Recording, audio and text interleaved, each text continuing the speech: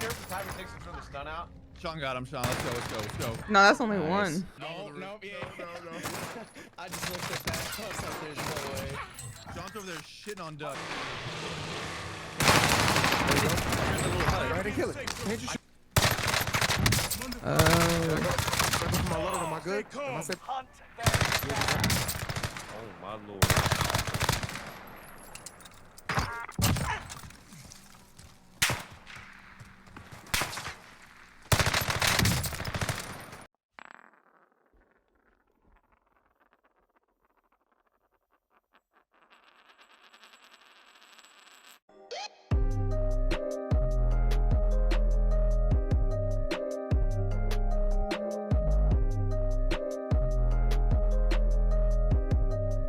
Hey, what's up guys, it's your girl Shawna, aka ShawnJ Gaming, back with another YouTube video. Today what I have for you guys is the updated settings video. I actually got to play in an early play session for Call of Duty Warzone Pacific, the new map Caldera. So I wanted to go ahead and showcase some of the settings I'm going to be using in the gameplay in today's video. My Warzone settings, the Warzone settings are honestly pretty much the same. They added a few new things, so we're going to go over that. Really quick before we hop into the settings, I want to say huge shout out to Call of Duty and Activision for actually inviting me to the early play session. If you guys want to see any gameplay on the new map, the new gulag, the new battle pass, any of that, I'll make sure I have the links to my other two videos in my pinned comment and description below.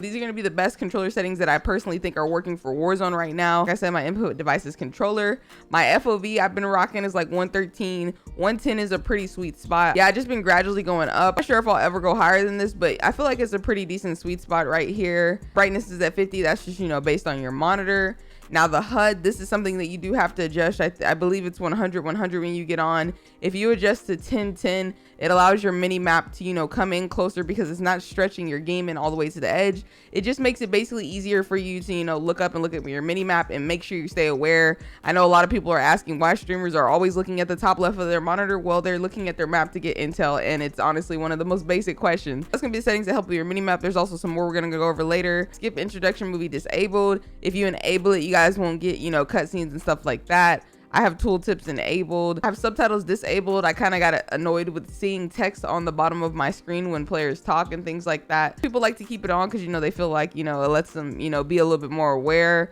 As far as my color settings go, a lot of you guys say, hey, how does your game look so good? My game doesn't look like that. Well, I actually do play with colorblind filters on Warzone, and the same goes for Warzone on the new map. The new map is actually really colorful, but I still like to use these same colorblind filters. My colorblind filter is actually the Trinopia. That's been my same colorblind filter since, you know, starting this game. I feel like, you know, it pops out really well.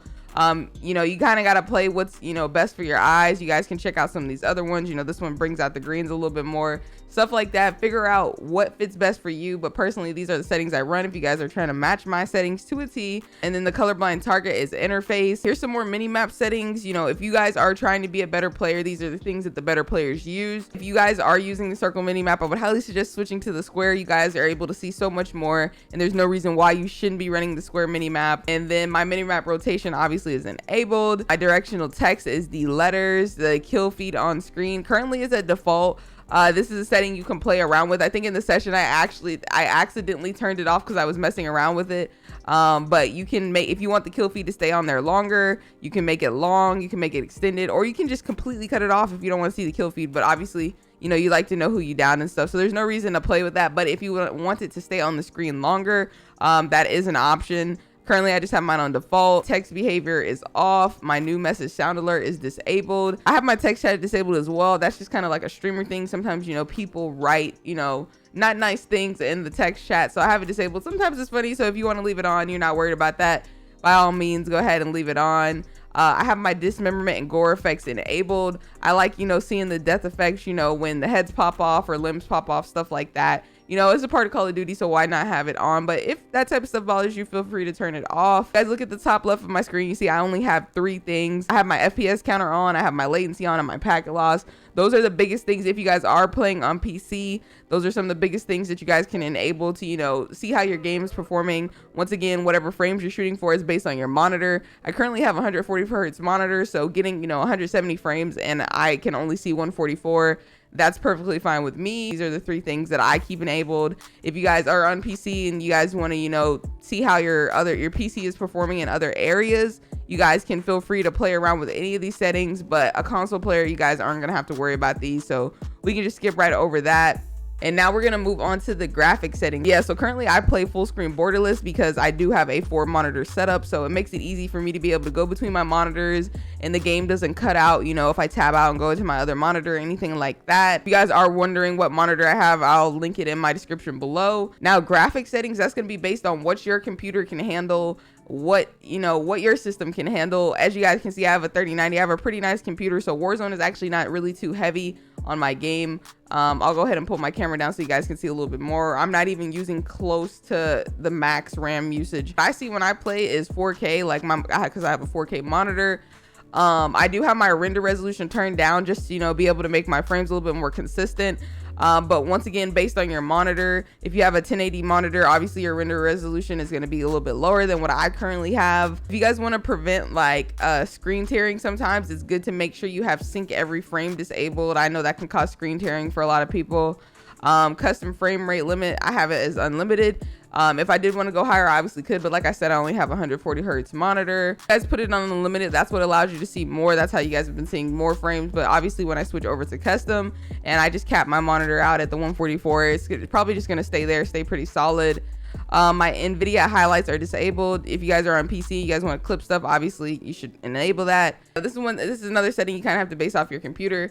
Like I said, I just have mine currently on enabled. I don't have the boost on. It does say that if you guys do use boost, that it increases the GPU power draw. So once again, personal preference there. If you guys are having trouble with like your colors, or you feel like your game's not loading in right, I highly suggest that you guys reinstall your shaders.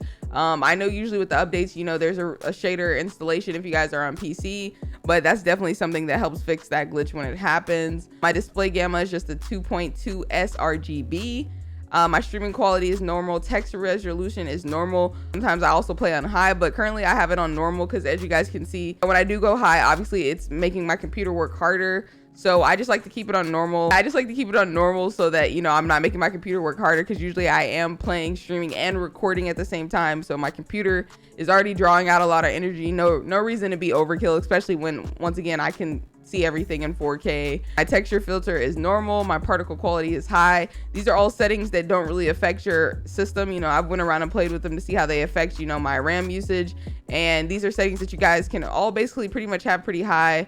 My bullet impact spray is enabled. There's no reason to not have them enabled. I have tessellation all. My on-demand texture streaming is high quality. I like for the textures to be downloaded as I play the game. Everything, you know, like I said, it doesn't take a long time for my stuff to load in. I'm usually able to see pretty far away with these settings. My shadow map resolution is normal. Spot shadows are disabled. Sun shadows disabled. My particle lighting is ultra. Once again, a setting you guys can play around with, but it doesn't really, you know, hurt you if you're on, you know, a high setting here. I have ray tracing disabled. This is something that makes your computer work super hard. Just currently for Warzone, I just feel like it's not the best, you know, just with the way the game is optimized. So I have that disabled. Ambient inclusion is both. Screen space reflection is at high. Filmic strength is at 0. I currently have the NVIDIA DLSS disabled. Sometimes I rock performance. It's just, you know, depending on how I'm feeling, really how my computer is performing, because, you know, sometimes, you know, if I've been working really hard on my computer, it's not best to use this. So currently I have it off. I have this on the Filmic SMAA. This is just a default setting that I have it on. I have world motion blur and weapon motion blur disabled. Now these settings, this is a setting that is for console or PC. Please disable weapon motion blur, world motion blur. There's no reason you should want your game to look blurry. And if you guys are trying to compete with the better players, they're not using motion blur and weapon blur and stuff like that. So I definitely would go ahead and disable that. Film grain is at 0. Once again, why would I want my game to look grainy, you know? So I have that all the way turned down just to get, you know, a really sharp image when I'm playing the game. Dynamic resolution is disabled. This frame rate target is at 60. That's just a default setting. I haven't touched that. So now moving over to audio settings, I currently play on boost high. I feel like that's the way to go. Based on, you know, what you're playing on, you know, your volume is going to depend on that. I'm able to control my audio a little bit differently. Currently only have my master volume on 30. 100 is just extremely loud, and I'm already able to turn it up and down. You know, I have a mixer that I mix my audio with, so I just keep it, you know, right there. I feel like that's the sweet spot to where it's not too loud in my headset. And even when playing on console, you know, I turn the volume down from 100 because I just feel like that's overkill. Currently have the music volume at 0. I make content, so obviously I'm gonna have the music volume at 0 because I don't want to get, you know, DMCA or anything. You guys like to hear music in your game and you're just casual player, feel free to turn that up. I have my dialogue volume at 100, you know, to be able to hear player call out. Volume at 100. Cinematics volume is at 100. You guys can turn that down if you don't like hearing the cinematics, obviously. Not music is enabled, but it definitely should be disabled. My settings must have got reset or something. Hit marker sound effects are currently Modern Warfare. Mono audio is enabled and the mono amount is at 100. But yeah, this is just basically just showing where my audio is being routed. It's just at my default system device. Then I have voice chat enabled. Also, everything else is at default system device. So whatever you have your computer set to for your mic and your headset, that's how the audio is going to come out. I currently have the microphone activation mode as push to talk because I'm on PC. If I'm on console, I think all I got to do is, you know, flip my mic down and I can talk to people. But if I do, I feel like it's just easy to remember V. So I always make my push to talk V. Then I can just press V and then everybody will hear my voice. My open mic threshold is 3.16. My voice chat volume is 150. Voice chat effect is no effect. If you guys want to play around with any of these effects, there's stealth comms and classic chatter. The word tracks is passenger disabled. This game glitches out all the time and plays the music anyway, but I have to cut that part of my video out because obviously I'm not trying to get a copyright strike. And then I also have the word tracks volume at 0. So if you guys don't want to hear any music at all, or if your friends are playing music in their car because they have word tracks on, feel free to put that volume at 0 and you guys won't have to hear it anymore. And now moving over to the controller settings, the settings that most of everybody comes to these videos for. I'm going to tell you guys right now, the movement is definitely still Modern Warfare movement. It didn't feel like Vanguard at all. You guys want to go check out the other 2 videos we uploaded from the early play session. But for the controller, currently I play on default. So I do play with, you know, scuff controllers. I actually currently am playing with the aim controller. It's a new controller that I've been trying out that has paddles on it. My green screen's probably going to mess this up, but as you guys can see, I have 4 paddles on the back of my controller, and the other version of the controller that I play with the scuff, the scuff impact, it has 4 paddles as well. I play on default because I have paddles to where, you know, I can hit my paddle to jump, I can hit my paddles to slide. If you guys are wondering what I use my paddles for, this side is just jump paddles, and then my other side I use it to slide and reload. If I didn't play on default, if I didn't have, you know, a scuff controller or a controller with paddles, there's definitely some different button layouts. I know a lot of people use tactical. Another button layout I like to use is stick and move. It just allows you to be able to, you know, slide and jump a little bit more smoothly on the controller without having to take your hands off the stick. So I think that's, you know, a good button layout to use. And obviously stick layout preset, I don't really see too many people change this, but I play on default for that. I'm at dead zone at 0.5. I don't know how it scrolled to 1, but it's currently what I have my dead zone at. My stick sensitivity, I've been playing on 6.6 for a while now, and it's really, you know, like a comfortable range for me. Sometimes I dabble with 7.7, but honestly I just feel like 6.6 keeps my shot consistent. A lot of people feel like they have to play on higher sensitivity to be better, but I promise you, you can be just as good if you lower your sensitivity. And I mean, most of the pro players don't play with extremely high sensitivity because we're trying to be as most accurate as possible. ADS sensitivity, multiplier low zoom and high zoom, they're both just at 1. This is the default setting. My aim response curve type is standard. Now, there was some bugs going on with linear and dynamic, so currently I've just been rocking standard and it's been doing pretty well for me. My controller vibration is disabled. Currently, I don't want anything messing with my aim, so this is why I have this disabled. A lot of pro players keep their stuff disabled too if you guys are trying to be more competitive. If you guys like, you know, the feeling and being able to feel your controller react, feel more than free to turn it on. I'm just letting you guys know my settings. My aim assist is standard as well. Once again, there was weird bugs going on, so I just went back to standard. But you know, there's some different options in here if you guys ever want to give them a chance. Skill aim assist is disabled. My weapon mount activation is ADS plus melee. So whatever your melee button's gonna be, weapon mount movement is enabled. Aim down sight behavior is hold. Steady aim behavior is hold. Equipment behavior is hold. And my use reload behavior is tap to reload. Some people, you know, oh my gosh, you don't use contextual tap. It is a personal preference, honestly. I'm using tap to reload for so long that when I switch to contextual tap, it doesn't feel natural. So that's just a personal preference, you know, hey, maybe I'll switch it up on the new map. But currently I have everything tap to reload. My depleted weapon ammo switch, I have that enabled because obviously if I run out of ammo, I want it to swap to the next gun I have as fast as possible so that I can still try to get that kill. My armor plate behavior is apply all. There's really no reason to not have it on as apply all. You guys want to get your plates on the fastest, just make sure you guys have apply all on. My behavior hold just because how I use my paddles, it's just easy for me to, you know, hold my paddle right there.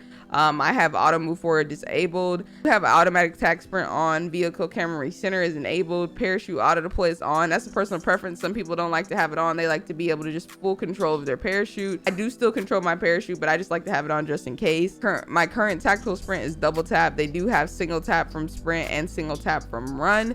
Once again, personal preference. You guys got to see what feels good to you, but these are my current settings, and that's going to be it for controller settings. I know that's the main settings everybody's comes to these videos for, so hopefully you guys do find those helpful. Once again, thank you to Call of Duty Activision for inviting me to the early play session. If you guys saw on Twitter, they actually gave me a super sweet care package. If not, make sure you guys go check that out. I'll have a link in my pinned comment and description below. Once again, if you guys didn't see the other videos, please go check those out. We got 2 other videos. We got some gameplay as well as showcasing the new battle pass. Really quick before I ended the video, I want to go ahead and remind you guys to please type code ShawnJ in your support creator. New bundles, new battle pass, all that is coming in the new season, so you guys are gonna have to re-enter my code. Thank you to everybody that has been using my code. I think we have like over 600 supporters now, so that is huge. Help support me as a creator, allows me to be able to keep making content, doing all those bundle videos that you guys like me to do. So I definitely would appreciate if you guys do go ahead and type in my code for the new season. If you guys did enjoy this video, make sure you guys do go ahead and drop a like and comment on this video. Subscribe to the channel for more dope content, and I'll catch you guys in the next video. ShawnJ Gaming out.